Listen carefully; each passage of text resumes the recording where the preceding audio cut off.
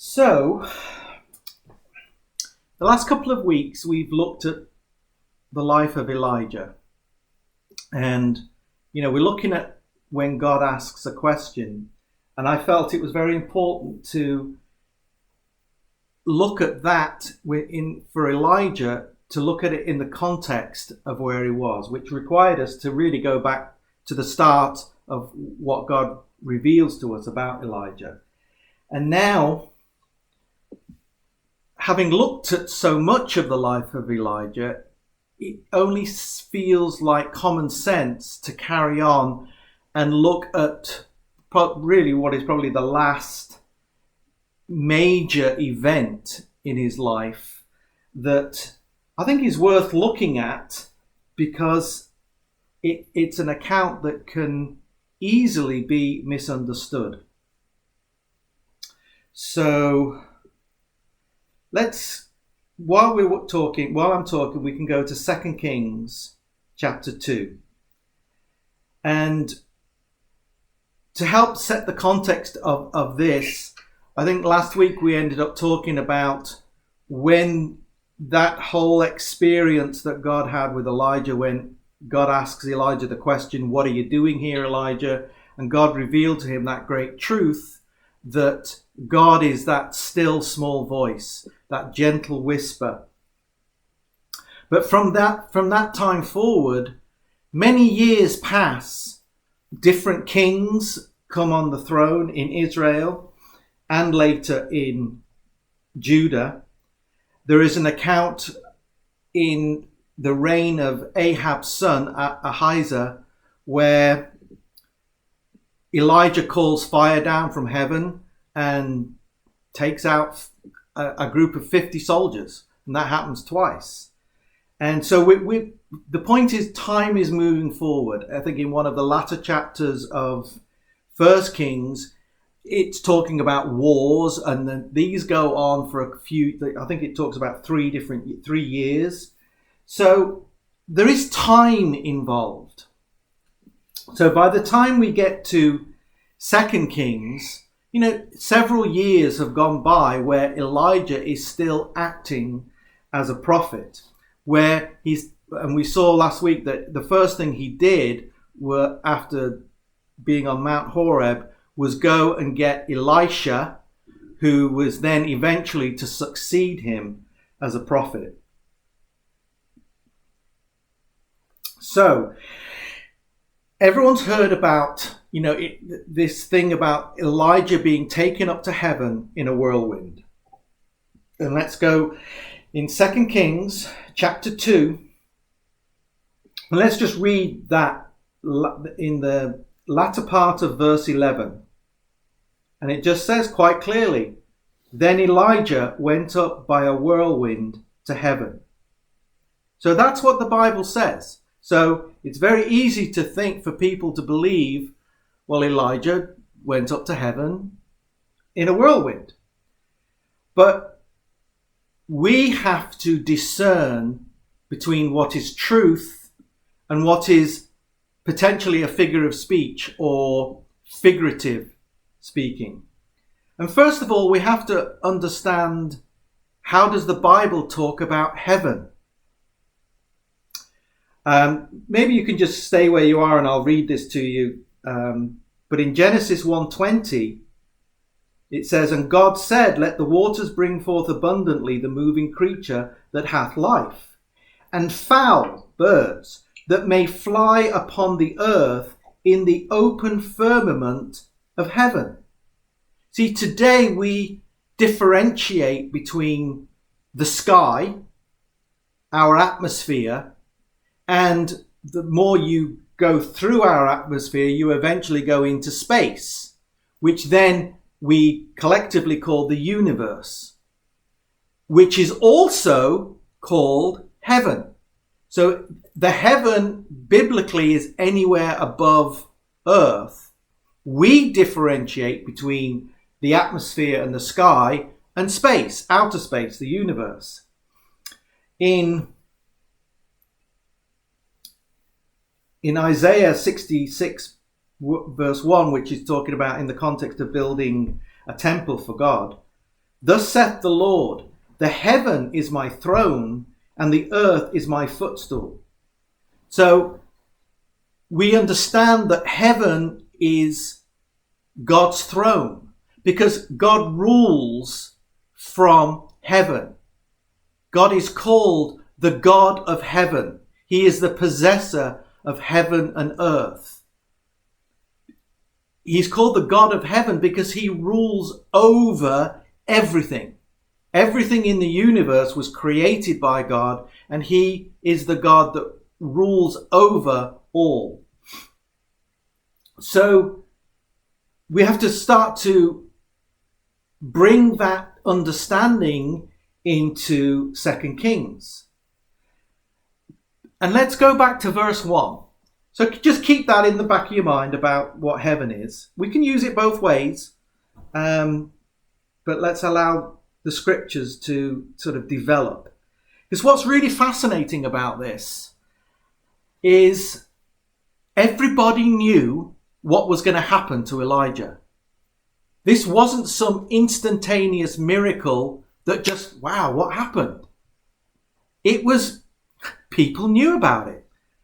So let's go back to, we're in 2 Kings chapter 2, verse 1. Now it came about when the Lord was about to bring Elijah up by a whirlwind to heaven, that Elijah left Gilgal with Elisha. And Elijah said to Elisha, "Stay here, please, for the Lord has sent me as far as Bethel." But Elisha said, "As surely as the Lord lives, and as you yourself live, I will not leave you." So they went down to Bethel. Then the sons of the prophets who were at Bethel went out to Elisha and said to him, "Are you aware that the Lord will take away your master from over you today?" And he said, "Yes, I am aware. Say nothing about it." Now, as you carry on reading this chapter, the same thing happens at Jericho. He goes to Jericho, and sons of the prophets come out and say, "Do you know that the Lord is going to take Elijah away from you?" And he said, "Yes, don't say anything about it." They go to Jordan. He says the same thing. It's repeated 3 times. He goes to these towns, and this group of prophets that are there, they all say the same thing. They knew that Elijah was going to be taken away from them. Which, in and of itself, I find very strange. But this is the scripture build-up. This is what the context of what we're reading tells us. Then, after going to Bethel, Jordan and Jericho, then we pick it up in verse 8. And now this is when it's going to happen. "And Elijah took his coat, folded it, and struck the waters, and they were divided here and there, so that the 2 of them crossed over on dry ground." I believe that was the Jordan they crossed over. "When they crossed over, Elijah said to Elisha, 'Ask me what I should do for you before I am taken from you.' And Elisha said, 'Please, let a double portion of your spirit be upon me.' And he said, 'You have asked a hard thing. Nevertheless, if you see me when I am taken away from you, it shall be so for you. But if not, it shall not be so.' And as they were walking along and talking," they're just walking along and talking, "behold, a chariot of fire appeared with horses of fire, and they were separated, the 2 of them. Then Elijah went up by a whirlwind to heaven." Many people absolutely believe that Elijah went directly to heaven. And if you take the scriptures at their face value, that's what it says. And it's easy for people to accept that because people teach and believe today that when you die, you go to heaven. In spite of the many verses in the scriptures that contradict that. The overall clear teaching of the scriptures is that when you die, you go to the grave, and it's called sleep until the time of the resurrection.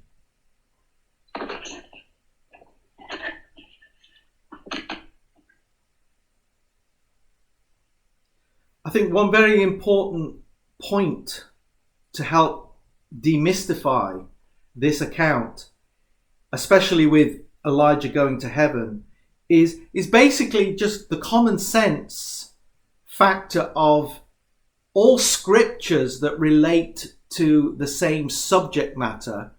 They're all taken into consideration as we consider what different scriptures say. They all have to come together and build a whole complete picture. Once again, let me just read out a couple of verses for you. Actually, let's go together to this one in John chapter 3, verse 13.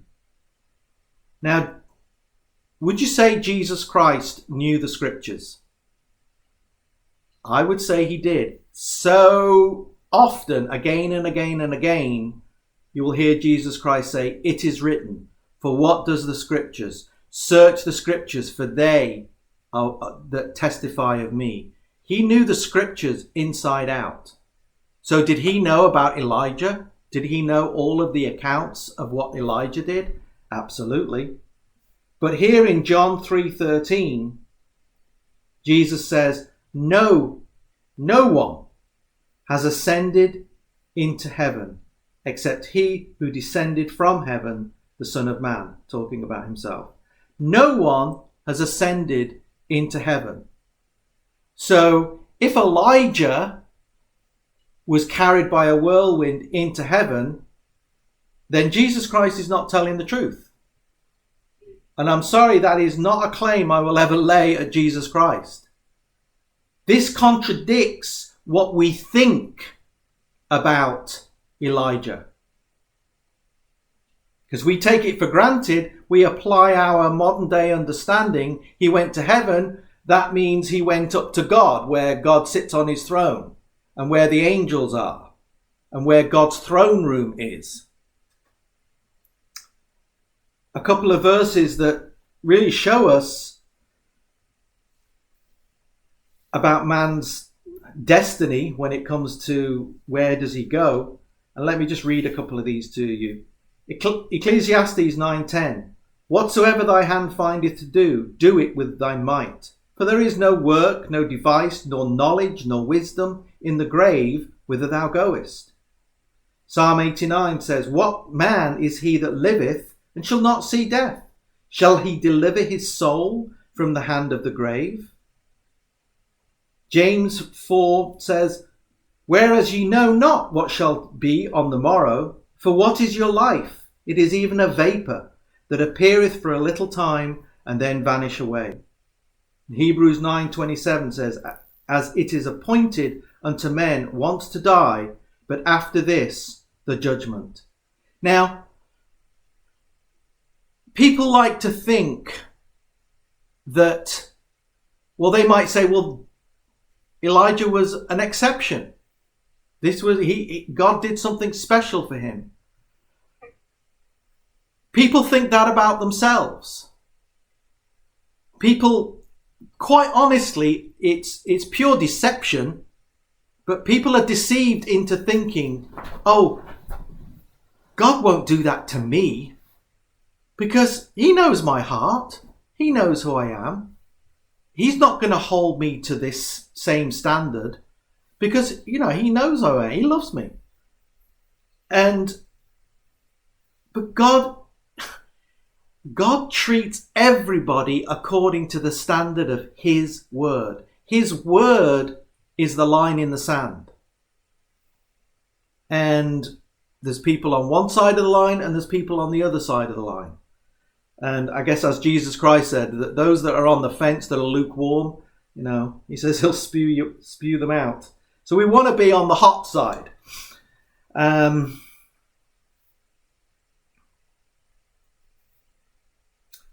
So to even look at the facts of the case There is something wrong with this picture because, like Jesus Christ said, no one has ascended into heaven.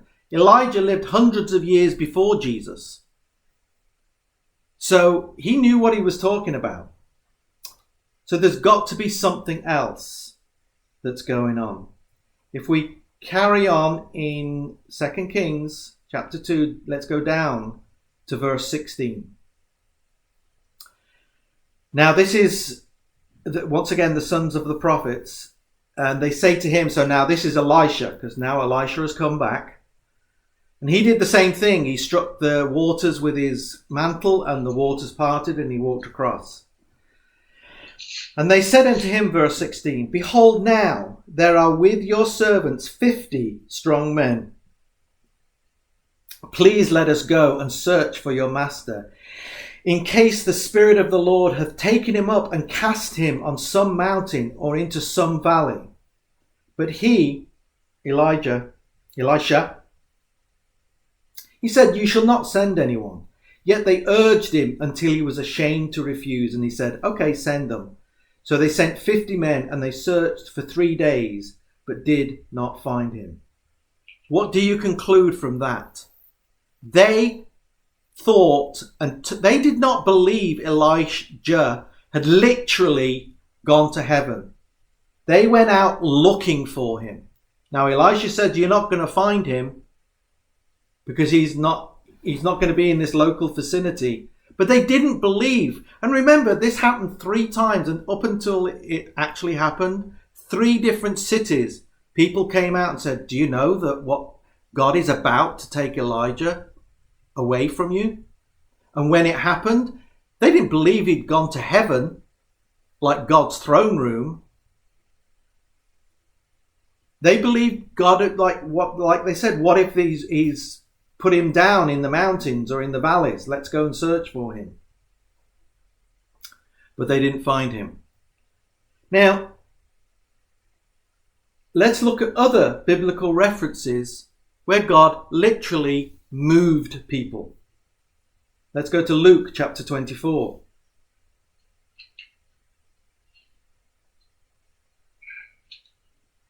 I think very much so what we just read in Kings 2, 16 and 17. They expected they thought there was a potential of finding Elijah in the local area by searching the mountains and the valleys. They believed God had picked him up and moved him somewhere else. And in Luke 24:31, talking about Jesus Christ, and then their eyes were opened and they recognized him, and he vanished out of their sight. Now you might say, well, this was Jesus in his resurrected body. That doesn't count. Okay, well, let's go to Acts chapter 8. And in Acts chapter 8 and in verse 39, this is the record of Philip when he had finished witnessing to the Ethiopian. And in verse 39, it says, and when they came up out of the water, the Spirit of the Lord snatched Philip away, and the eunuch saw him no more, but went on his way rejoicing. But Philip found himself at Azotus, and he passed through. And as he passed through, he kept preaching the gospel to all the cities until he came to Caesarea. Now, I want you to go back to 1 Kings chapter 18. Because there's a very interesting verse here in relation to this whole subject matter. And remember when Elijah, I'm getting them mixed up tonight. Elijah started out by going to King Ahab and saying, it's not going to rain except for my word. Now we know historically that was 3.5 years later, when it was time, Elijah goes to find Ahab to tell him, bring all the prophets down to Mount Carmel and they will do that thing. But he finds Obadiah, Ahab's servant, and he's having this conversation with Obadiah. And Obadiah's like, you're going to tell me to go and, find Ahab and tell him you're here. But then let's read 1 Kings 18 verse 12. He's saying, I'm going to go and tell Ahab, but when I come back, you're going to disappear. Verse 12, and it came to pass, as soon as I am gone from thee, and it shall come to pass, as soon as I am gone from thee, that the Spirit of the Lord shall carry thee, whither I know not.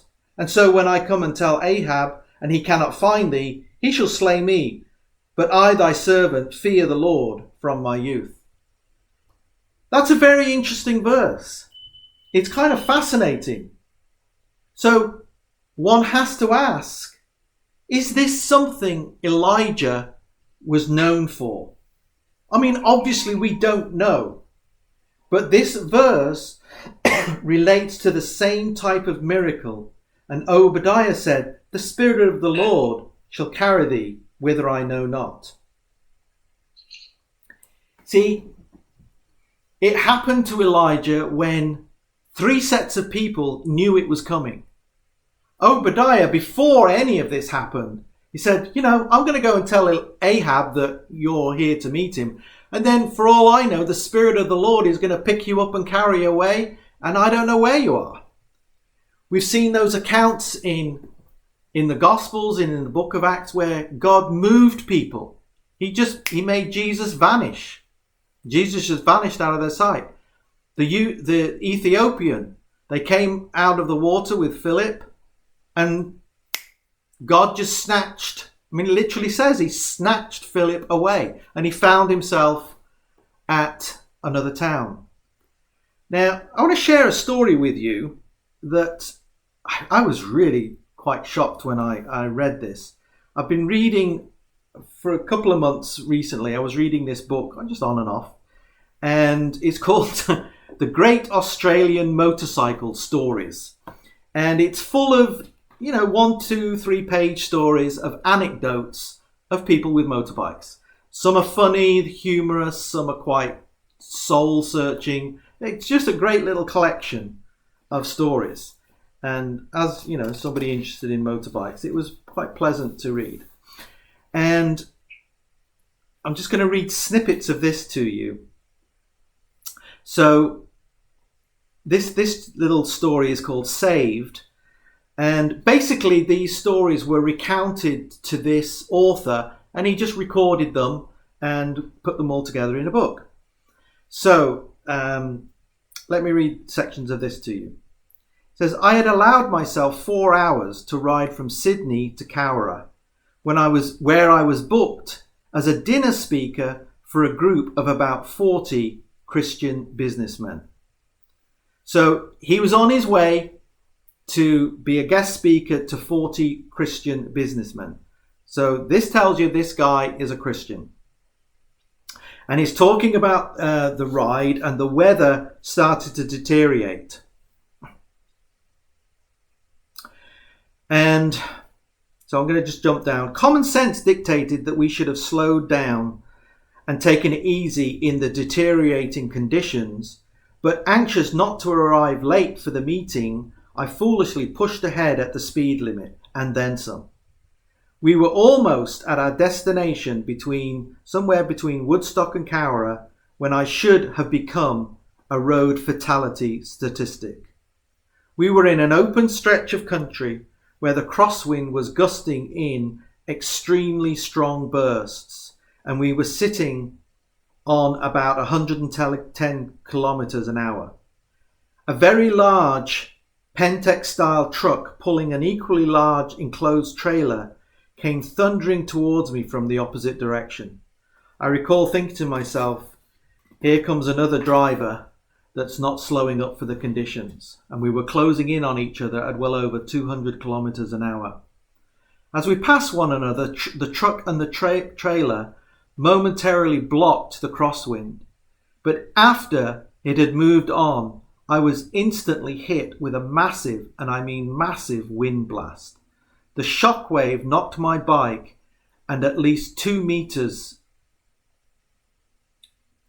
The shockwave knocked my bike at least 2 meters to my left off the bitumen, and I found myself still upright but riding at 110 kilometers per hour in the road shoulder slush. And by the way, they're riding Goldwings. So these are big, heavy motorbikes. Not only that the bike was gradually tracking away from the road and further into the never never, I instinctively stood up on the foot pegs to exercise greater control, an automatic response from my old off-road riding days. Fortunately, I had enough presence of mind not to hit the brakes or try any dramatic changes in direction. I remember 3 of those low white plastic guideposts flashing past. They are usually positioned about 100 meters apart. So in no time at all, I had traveled 200 or more meters along in the muck. In the few seconds that all this took place, I immediately knew that I was in dire trouble. I was going way too fast to be able to stop the bike before running off either into the scrub, which undoubtedly would have had a fence or drainage ditch hiding in there somewhere. The steering was useless on this boggy surface. If I had tried to change direction, I would have undoubtedly flipped the bike. Standing on the pegs, hurtling into the bush at over 100 kilometers an hour, I exercised my only remaining option.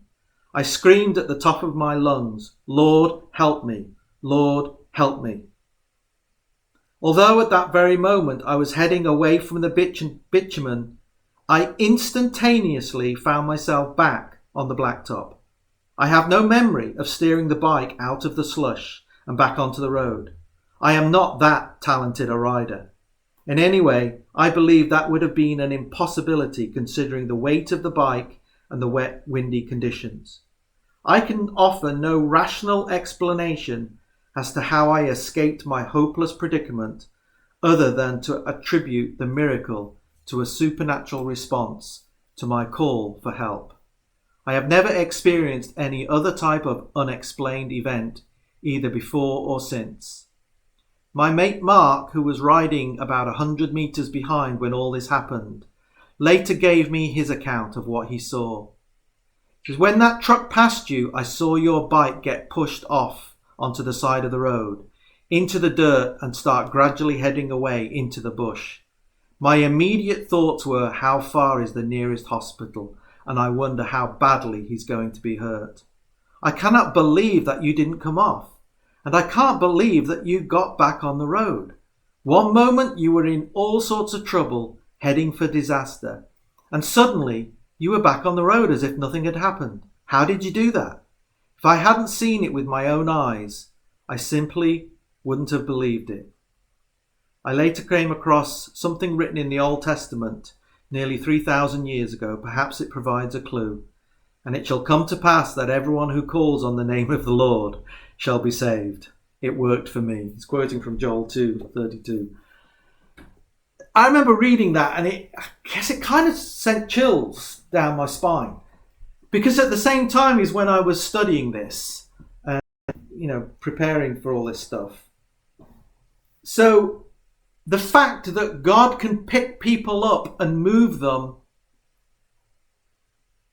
more and more, I think I've said this recently, more and more as you read the Bible, you realize that with God, nothing shall be impossible.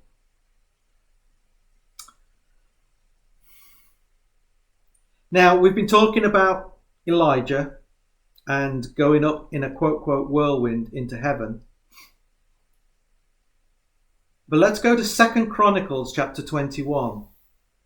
And perhaps the greatest evidence that really should just settle this for all of us, that what we've read about with Elijah going in this whirlwind to heaven is not literally going up into God's throne room to be eternally with God, but that God picked him up and moved him somewhere else. The time had come when God knew that Elijah needed to step down from being a prophet. Elijah wanted to do it in 1 Kings 19, when he had just felt like a failure and he was just full of fear and despair. But God encouraged him God taught him. He carried on for several years. But the time had come when basically Elijah stepped down as being God's prophet. And the real evidence for that is in 2 Chronicles chapter 21, verse 12. And there came a writing to him. This is one of the kings of Judah. And there came a writing to him from Elijah the prophet, saying, Thus saith the Lord God of David thy father. And it carries, because thou hast not walked in the ways of Jehoshaphat thy father, nor in the ways of Asa king of Judah, but hast walked in the way of the king of Israel, and hast made Judah and the inhabitants of Jerusalem to go a whoring, like to the whoredoms of the house of Ahab, and also hast slain thy brethren of thy father's house, which were better than thyself. Chronologically, this takes place further down the road. Jehoshaphat was king while Ahab was king. And it was his son Jehoram that became king after Jehoshaphat. So he received a letter from Elijah reproving him for the sin that he'd done and causing Judah to whore after other gods. Elijah was a prophet to Israel. He was reproving King Ahab and the inhabitants of Israel. Now, many years later, he's writing to the king of Judah, the other part of the complete 12 tribes of Israel. So